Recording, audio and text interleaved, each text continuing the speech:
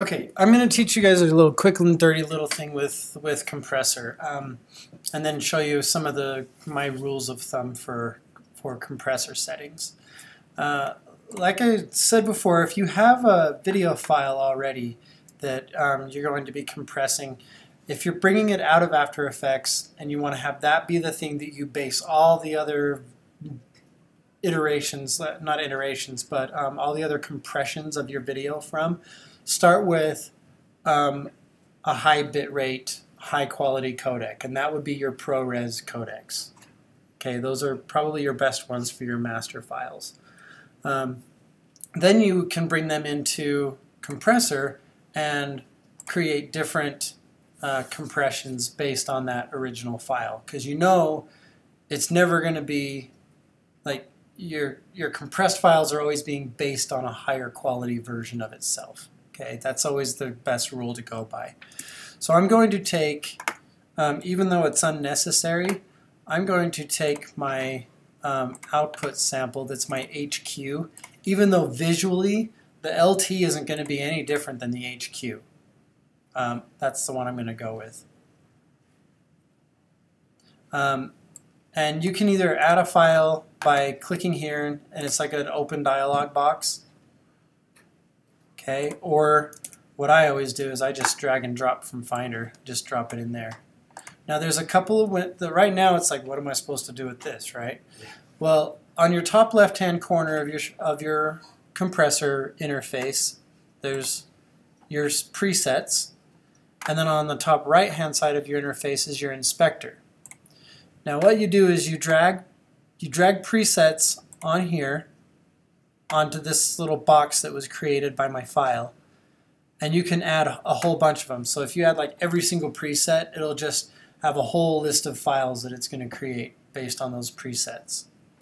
And then if you highlight one of these presets, then you can change the settings of that preset over in your inspector. Forever and ever, well, not forever and ever, but for a long time I've been basing my internet presets on this broadband high setting, which isn't that far off from the Vimeo and YouTube settings. You can use Vimeo and YouTube settings and they'll look great.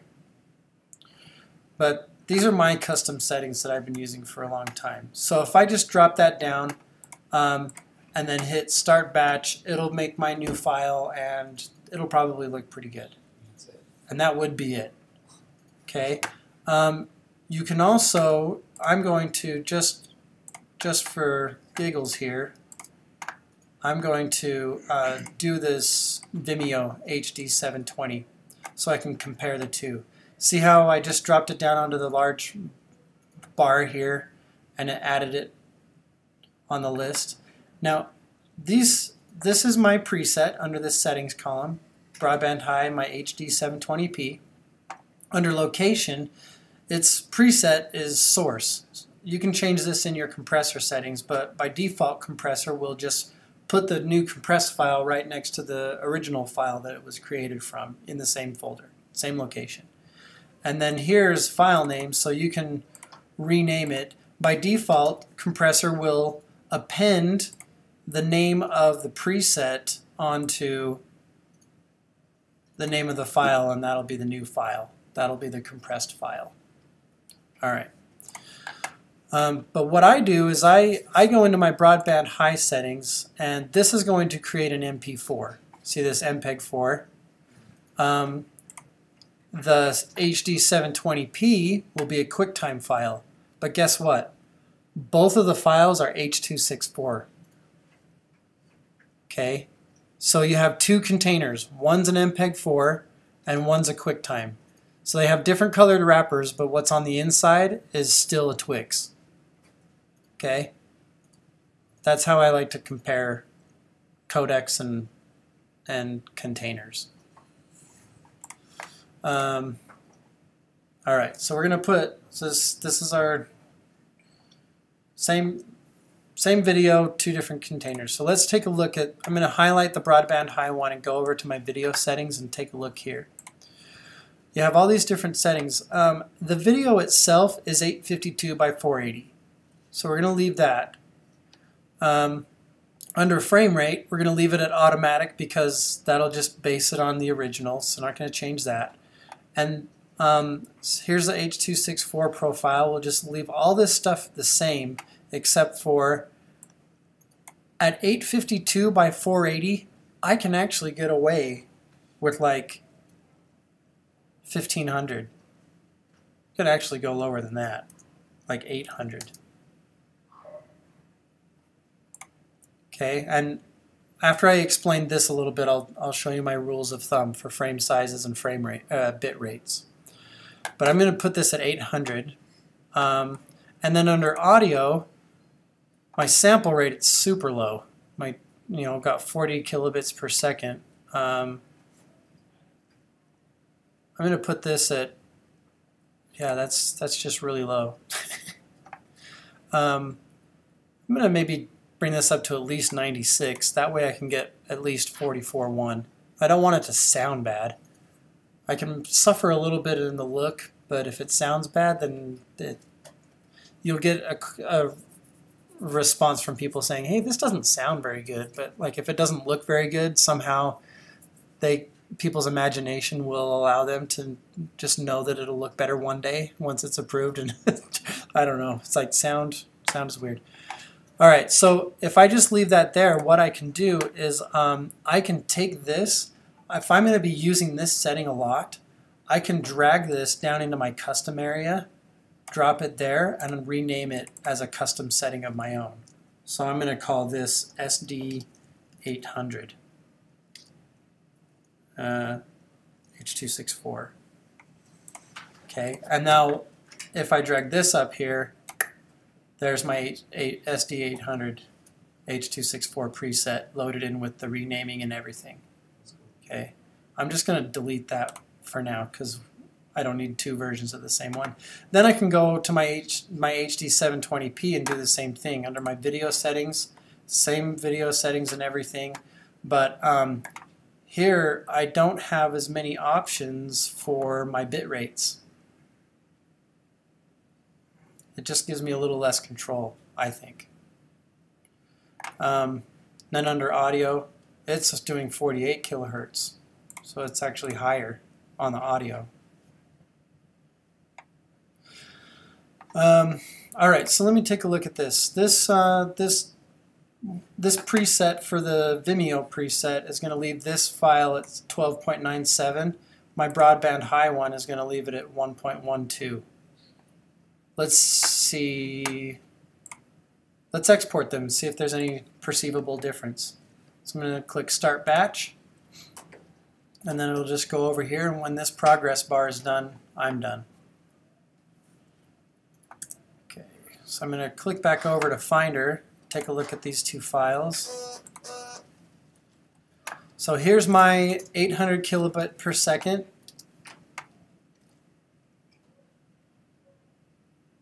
That doesn't look horrible. I can see some compression in the reds.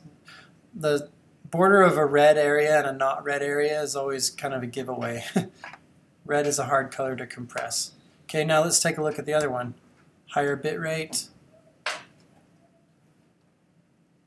Okay, so one of them's like 10 times bigger than the other, and visually there's not very much difference. It's minor. There is some difference. I could see it, but it's pretty minor. Okay, so if you're trying to save yourself some time for uploads and you're just emailing it to your client to get approval, then that one's better. Okay. All right, now let me go into my drive and show some of my, and load one of my sample videos in here.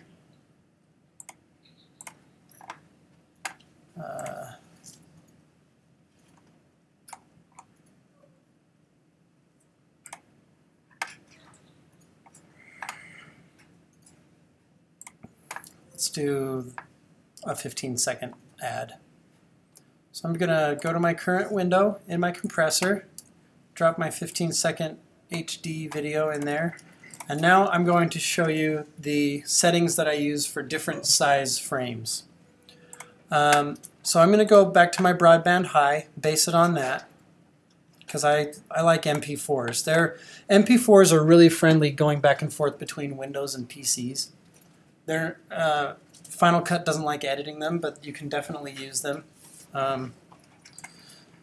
So right now, my broadband high setting, if I go to my video settings, it wants to be 960 by 540, which is like only vertically, that's not even 100 pixels bigger. It's only 60 pixels bigger vertically. And last time I used a compression settings that was 800 kilobits per second. So is 5,000 more than enough? I would say so. I think it's too many, especially if I'm trying to go for as small a file size as I can. I've found that the threshold for this is about 1500. So 960 by 540 is exactly 1/2 HD. It's 1920 by 1080 divided by 2. But when I get up to 1920 by 1080, I do more than twice as much on the data, because a bigger video frame, you can see more imperfections because you have a bigger frame to see. Question? Yeah, so let's say you did 5,000 kilobits per second. Other than increasing the file size, what does it do to the image, if anything? Okay, so that's actually a really good question. If I left this at 5,000, what it's doing is it's divvying up 5,000 kilobits and dispersing it between 24 frames. It just means it has more data to assign the colors and the pixels to each frame. So the more data you can throw at a video, if size doesn't matter, then the more data the better. That's why, if you have a really big hard drive and you're not worried about data rates, then save it as HQ every time, because you're always safe there. Because it's like that's one of your highest bitrate codecs. So. But it defeats the purpose of trying to do something. Yeah, but for trying to get it small so that your home internet connection can upload it to YouTube, or if we're trying to get it small enough to email to somebody, then this is where these settings really come in handy. If you wanted to be safe for your YouTube account, go with the 5,000. Just go with a little bit higher bit rate, because you know that whatever YouTube gets, they're going to have to convert so that it can stream. If you give them a better, higher bit rate video to base that compression on, it can only turn out better. So this is kind of like the threshold. So at 960 by 540 frame size, I wouldn't go any less than 1500. Okay, you can always go higher. Going higher is never bad. Gotcha.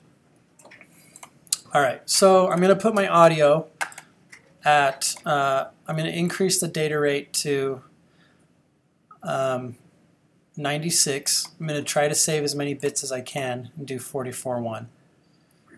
Try to leave a little bit more information for the video. All right, so I'm going to just rename, all right, so now what I'm going to do is click on the broadband high, my first setting. I'm going to rename this 1500. And now I'm going to duplicate it by clicking this plus. Oh, hold on. Command D, maybe? No. New job with selected output. No.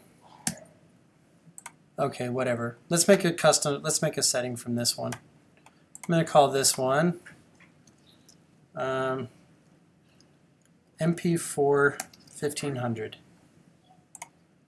And I'll just remember that my 1500 is a 960 by 540. Now I'm going to drag this up in here and add it.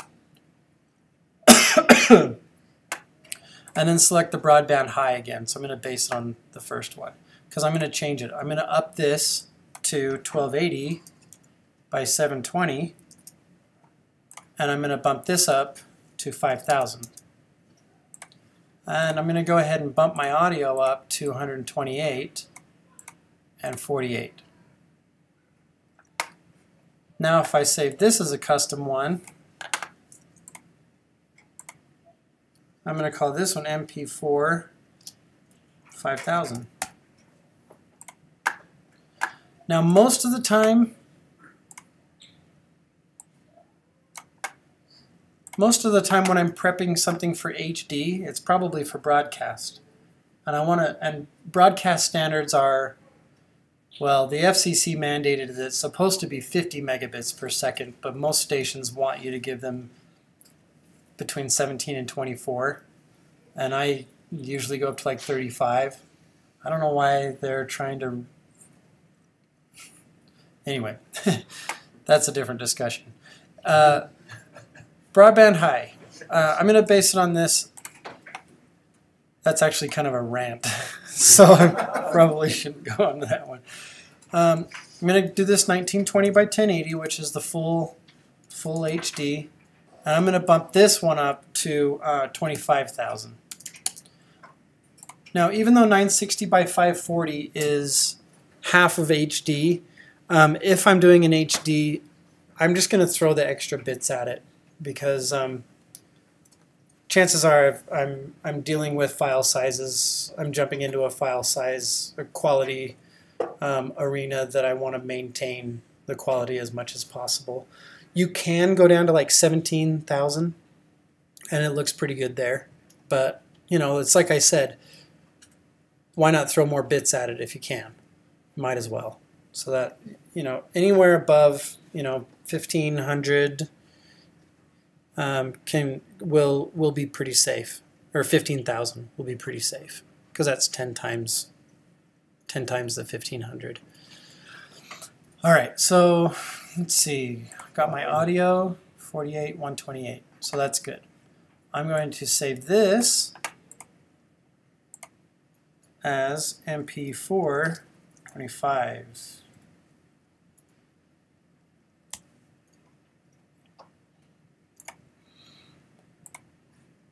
Let's get rid of that, put my preset in there.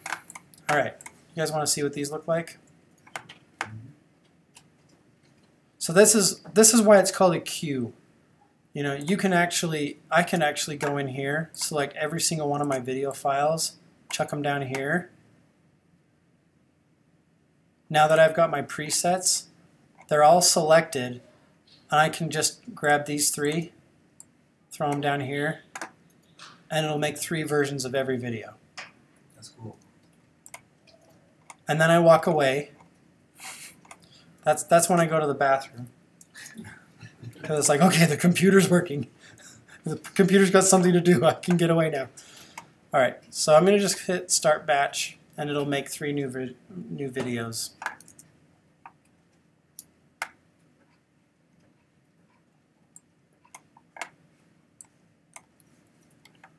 So here's my 1500. Let me take a look at this. You understand the value of an education.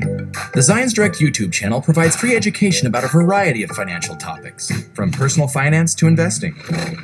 It's okay, so that looks pretty good, right? You made that? Yeah, finance to investing. It's all here at the Zions. There's a lot of layers in there, so I think that one might have taken me a couple of days. Well, like each individual video to composite each one. Oh yeah, every single one of those videos I had a hand in making. There's a little bit of compression. You can see some banding in some of these gradient areas, but it looks pretty good. It's more important that these lines are crisp, okay, that the text is legible. So that one worked out pretty good. Here's the MP4 5000. So it wasn't like a preset. You understand the value of an Like that, you manually moved all of those the way they're moving. Yeah, I manually moved every single one of these layers. education. The Zions Direct YouTube channel provides free education about a variety of financial topics, from personal finance to investing. It's all here at the Zions Direct YouTube channel. Okay, so that looks all right, right? So we should hope that the HD one... You understand the value of an education. The Zions Direct YouTube channel provides free education about a variety of financial topics. Now I'm curious about something. At the very beginning, see this banding? Can you see the circles coming out with that really, really slight gradient? Nope. Oh, you can't see it on the projector. They're there. Promise. Let me That's see on if the nice they're. version? Let me see if they're in the original. They You are. understand. Okay, so they're in the original. Gradient, really, really subtle gradients are very hard for video. You have to like add grain and noise and things like that to try and counteract that banding. But let's check it. So this is a 15-second commercial. The 1500 is 3.1 megabytes. 5000 is 9.3. This is one of the reasons why I use these numbers actually, because I know that a 5000 kilobit per second is under 10 megabytes, just under 10 megabytes, which is emailable, easily emailable. So if I'm doing a 15-second ad, I can do 5000, but check out the size of the 1500. It's 3.1, which means my 30-second ads are going to come out to be about 6.5 megabytes.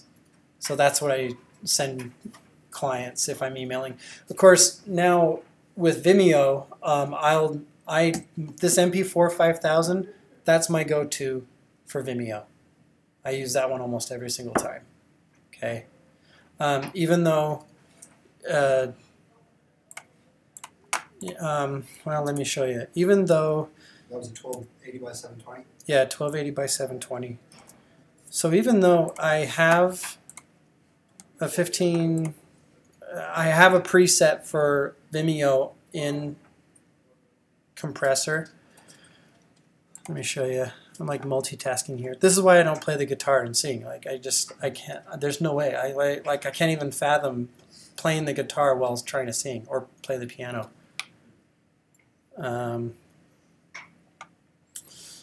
Sample videos. Let's go back down to this thing here and drop it in. Let's just use their Vimeo preset. See how big it is. Then you can also tell me if you perceive any difference in the quality of the video between 5000 and whatever theirs comes out to be. It takes longer to compress. Take a look at that. It probably has a higher quality setting. I just know that my 5000 is really fast.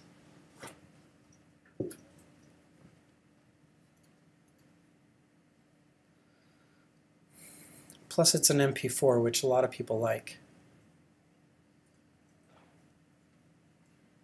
Alright, so here's my HD 720. That's 21.4 megabytes. I can't really email that as easily. Corporations, a lot of bigger companies, they limit attachment sizes to 10 megabytes. That's why 10 megabytes is like my number. Even though Gmail will probably do 30. I think it's 25. Is it 25? 25 megabytes? Versus my 9.3. So let's take a look at the video quality. You understand the value of an education. The Zions Direct YouTube channel provides free education about a variety of financial topics. Okay, so that's the 5000. Here's whatever the preset, the Vimeo preset is. You understand the value of an education. The Zions Direct YouTube channel provides free education about a variety of financial topics. Okay, so if you compare them, if you really scrutinize it, you'll see that there is some compression in that 5000 versus the higher bit rate one. So, you know, consider what your goals are. If your goal is file size, then go with a lower bit rate that pushes the threshold of compression. If it's not a concern to you, then just throw more bits at it. You know, do a 720p at like 15,000 instead of 5. You know, it'll only look better and better with more bits. Okay. Of course, there is a point where throwing more bits at it is useless. You know, it's like, okay, you got the perfect looking image. It can't get any better. You know. So anyway, that's the threshold for me. 1500, 5000, and I usually do 25. See, my full HD video is only 10 megabyte or 15 megabytes bigger than their 720 preset. All right, thanks for joining me for this lesson in compression.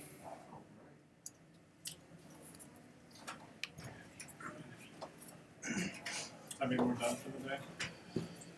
Oh, how are you guys doing on your Rocker Dude projects? Because I was going to introduce you to the 3D bumpers today. The next assignment. What have we got on for next week?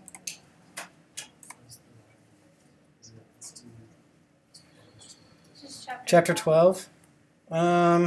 Chapter 12 is the 3D camera tracker, right?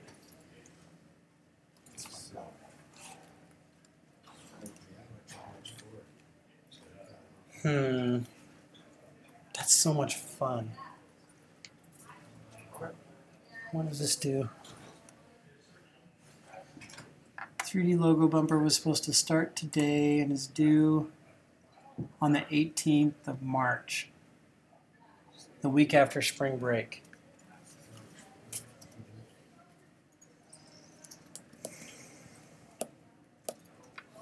I have Rocker Dude due on the 4th, the week before spring break, so you guys don't have to have,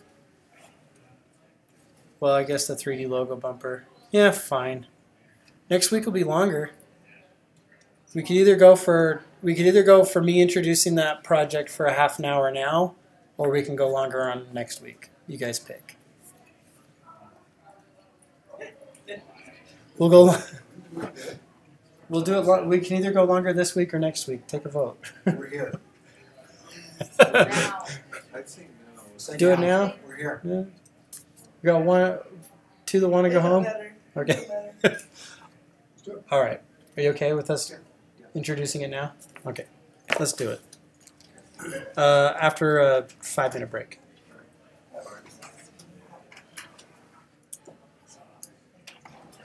Is the media coder version of what you showed, is it much more complicated as far as how you work the system and compress it?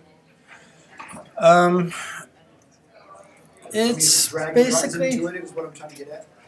yeah, I mean, it's not a drag and drop, but it's got presets. So where you just kind of like say, I want an H.264 and I want to use a Vimeo preset, and then you can be good there. So I have a pull up on my computer, so Okay, so there, H.264, you click on that. yeah, so he can go to, under the web settings. This is like podcast settings, downloaders, devices. If you scroll down the web, there are probably web settings. So YouTube. Oh my gosh, they got a TG Fast Journal preset? It's that. Those guys are all in the world now. They got a beta my existence. Oh, it's not what it is. They're just very, very stringent broadcast parameters and guidelines. It's like, anyway, so twirl down the Vimeo presets, and then you can do your 480p. You can scroll down. You've got 720p and 1080p. So I can just grab this, throw it down, and then But you would have to drag and drop a video file in here first, and then you can just, with it selected, you just double click on it, and then you hit play, and it'll run your file. does it give you custom settings to go in there and change that? Yeah, so audio if you video? go into the preset, if you click on the preset, you can change the bit rate, make it. So right now, There's two checkboxes that Adobe Media Encoder has, the compressor doesn't, and that is highest quality possible, and there's two. It's like maximum render quality and highest quality. So if you select both of those, it'll go through and really analyze every frame. It just takes longer to compress, but if you do that, then for the same bit rate, it'll kick out a better looking file than compressor. That's still standard. But it'll keep it at the same bit rate. But it takes longer to compress it. So what's the mini version of your ramp? I'm curious. I don't understand what the big. Oh, You think FCC says 50. Nobody turns that in.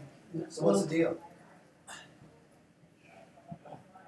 Okay, so SD files they ask for at 18 megabits per second.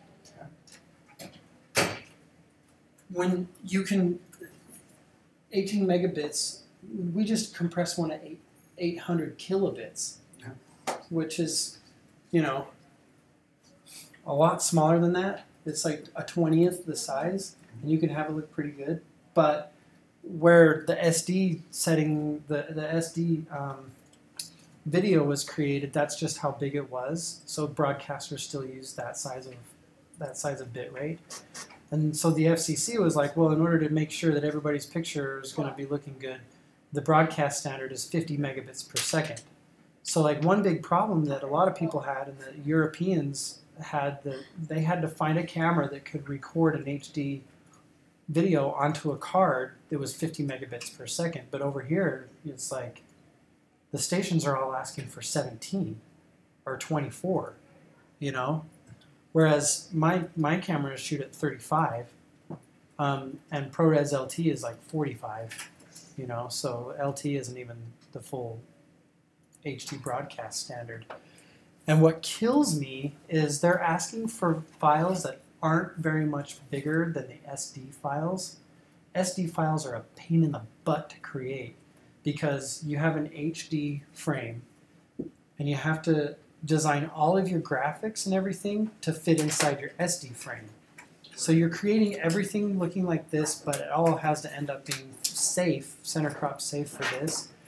And the file sizes are minimally bigger, but they're charging like twice as much money for to say, for us to handle your HD content, because the bit rate's so much higher, we're going to charge you twice as much money, when really what they're asking for isn't even twice as big. It ticks me off. It's just a racket. And the FCC should be doing something about that, because stations are just saying, oh, well, we'll just charge more for the HD content when they don't need to. The FCC is telling them that they have to. They shouldn't charge a premium You're saying they're in on for the it. standard service. They're propagating what's going on. They're supporting it. Wow. Yeah. All right. So when do you write the senator? Yeah, well, Orrin Hatch is probably receiving a paycheck from Comcast. Is there a kickback, you're saying? Yeah. Anyway. That's funny.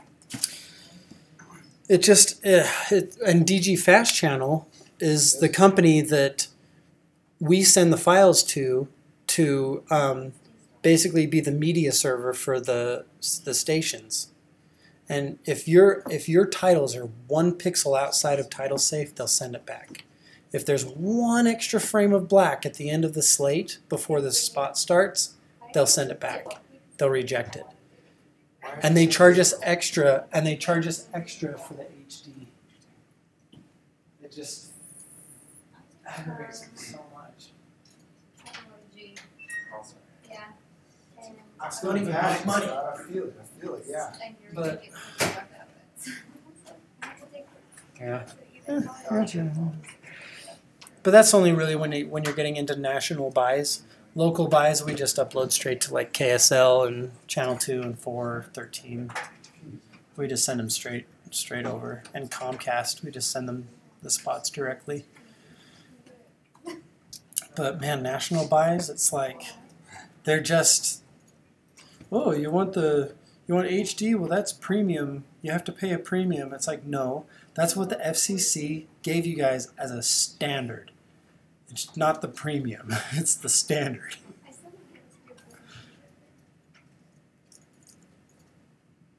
$218. Do they negotiate it all? Or do they just say, sorry, take it or leave it?